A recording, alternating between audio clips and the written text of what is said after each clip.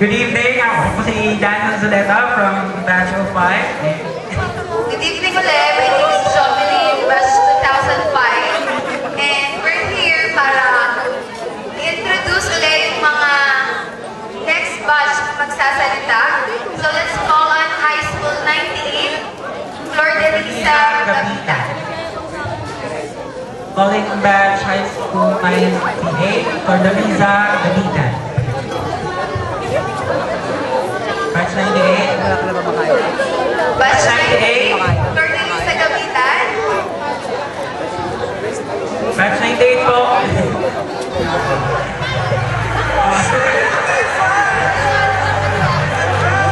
Kinakabahan po ako sa mga nangyayari sa yan. Banda dito kaya yan. So dito kayo banda yan. Kayo kayo ng parang nakita kayo sa screen. Wala ngayon, show mo na to.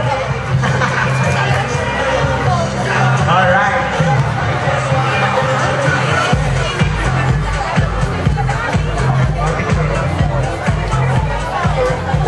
Tabi muna tayo sa grade. Picture daw muna.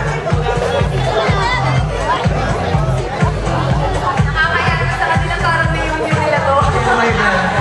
Pero yung ay nakita nyo kami sa reunion nyo.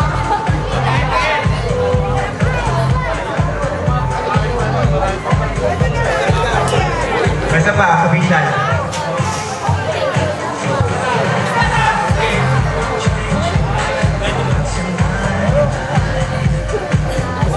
Hirap mag-smile. Sa tao yan. Meron pa po ba yung message na dapat ibigay? Para sa picture. Yung message namin, sa tayo lang. O sige na, pila na ka na. Kaya sa kanila. Ikaw ang kailangan ba? Yun. O sige, simulan natin. So I'll be speaking in behalf of the group. So kami yung batch, yung elementary 1999. Kasama sila doon. Noong 2003, wala na sila, kami na lang yun. So anyway, so this is Lianesca. Ano katrabaho ngayon? Manila Times. Si Teresa. Huwag na lang kasi God bless daw yung iba nakakahiga. Alright, so this is Paul, Jahara, si Jenny, si Josa, Archie, Joan, Donma. Sino to? Si Rondel, si Limuel, si Roger nasa likod, Body of a God, Buddha. And then si Kenji, Nolan, and syempre Hazel Black. Alright, so message daw. Naiya talaga ako may butterfly sa soma ko ngayon. Hindi alata.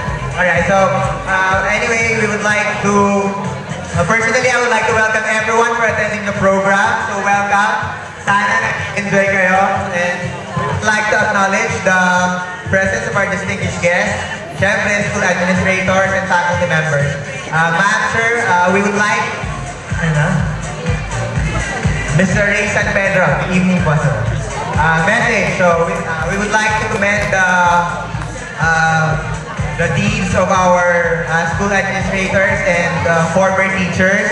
So without you, wala kami ngayon. You are indeed the molders of this society. And we acknowledge the hardship of the job that you have as teachers. Thank you, ma'am, and thank you, sir.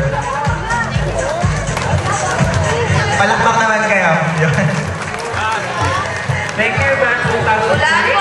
Wala akong trabaho mo. Sir Kano. Principal. Educator / secretary. Si Henry daw po lumapit na kayo. Dalawa na lang tayo dito. Sige mo lalapitan mo. Kung di ka pumunta rito, hindi ka na makakatugtog ng mga alumni. Kay Sir Ray. Nagpapasalamat ako na ganap tong event na to. Long waited para sa ating lahat. At masaya rin ako dahil kung hindi dahil sa St. Mary's, hindi rin ako makakatugtog sa kinaroroonan ko ngayon. Since 1982 hanggang 1990, alumni ako ng St. Mary's. Thank you. Merry Christmas. Merry Christmas and a Happy New Year to everyone.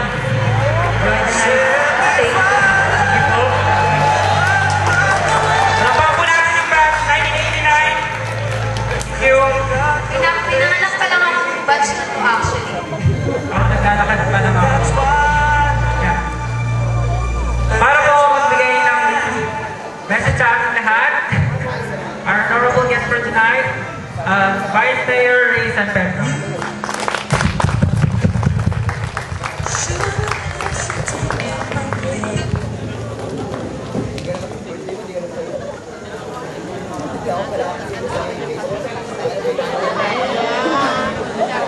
Okay, maraming salamat na sa akin din ang padala. Daniel, Christian, sa si Jobs. Jobs ba? Sa ating pong panauhin kay General Sulboro, para po natin.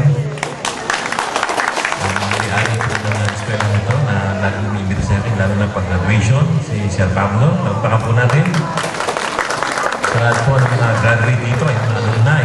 Magandang gabi po sa inyo lahat. Magandang gabi po sa inyo lahat. Good evening po. Sa mga parents na nakita po dyan, may mga parents, hindi po siguro alam na yan kasi mga nanay na. Alam niyo po, ngayong panahon po nito, napakaraming Christmas party ang ginaganap sa San Jose del Monte. Kaya kami po walang tigil ng kaiikot. Kaya pagpapaumanhin niyo po, kami pagdating dito ay aalis kagad dahil gusto rin po namin marating at mapagbigyan yung iba nating mga babayan. So sa mga hindi po nakakakilala sa akin, alam ko po marami pang hindi nakakakilala sa akin dito. Maaaring nadidinig yung pangalan ko, pero hindi niyo ako ganap nakita. Baka sa litrato niyo lang ako nakakita. Ako po si Ray San Pedro. Dati po akong konsyal ng bayan dito. Anak po ako ng dating Vice Mayor dito, si Ray San Pedro. Napagtiwalaan po akong konsyal noon, 2 beses, nanalo po tayo. Kaya't sa 2 term kong konsyal natin, ay sinubukan po natin lumabang Vice Mayor. At sa pagsubok po natin Vice Mayor, muli po napagtiwalaan. Ibig sabihin po siguro, nagustuhan ng mga kabayan natin na tayo maglingkod bilang konsyal noon. Kaya ginawa tayong Vice Mayor. Kaya kung 2 term din po akong tumakong Vice Mayor, nanalo po ako.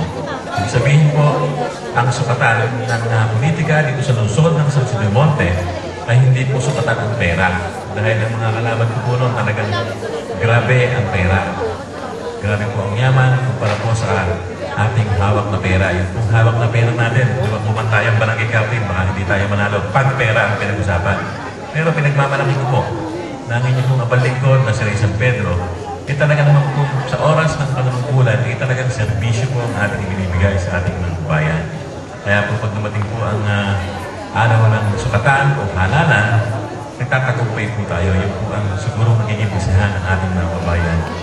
At ipinaalam ko po sa inyo sa mga babayan ng sa Francisco Homes na tayo po isa sa mga aspirante sa darating pong taon sa pagka-mayor po. Nag-file po kung pagka-mayor.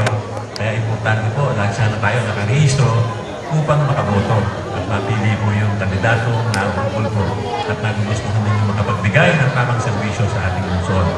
Kaya ako po kinukwento ang ating tanambuhay sa larangan ng politika. Alam niyo po nung ako'y high school, ako po'y talagang mahilig tumulong sa aking mga kaklase, sa aking mga alumni sa National High School, sa Pagpalay National High School. At sa pakikisama ko po sa aking mga kamag-aral, ang inali ko po ay itong komposisyon. Naging isang leader po ako ng bayan, utang na loob po sa aking mga kaklase. At ngayon po, ang empleyado ko po, nakaklase ko, 10 po. 10 po yung mga empleyado ko na kaklase na tumaraw po ako ng utang na loob sa kanila dahil tinangkilik din nila ako at pinaglaban. Kaya sana po sa mga gumrawi dito sa St. Mary Brent ICU, sana po minsan magkaroon din naman ng mga estudyante rito na maging leader na makakatulong namin sa syudad ng San Jose del Monte. Ang lahat po ng leader sa syudad ay mayroon din katapusan. Maaaring po hindi natin alam kung saan kami makarating. Pero siyempre po, nagkakaedad kami, nagtumatanda. May papalit na bata. Sana po dito sa Francisco Homes, matagal na po namin pinapangarap ang sana minsan magkaroon ng isang leader kahit konsihan ng syudad, maging city councilor, maging vice mayor, maging mayor, na magmulaman lang dito sa Francisco Homes sapagkat nakikita ko po dito sa Francisco Homes sa lahat ng mga magulang, sa lahat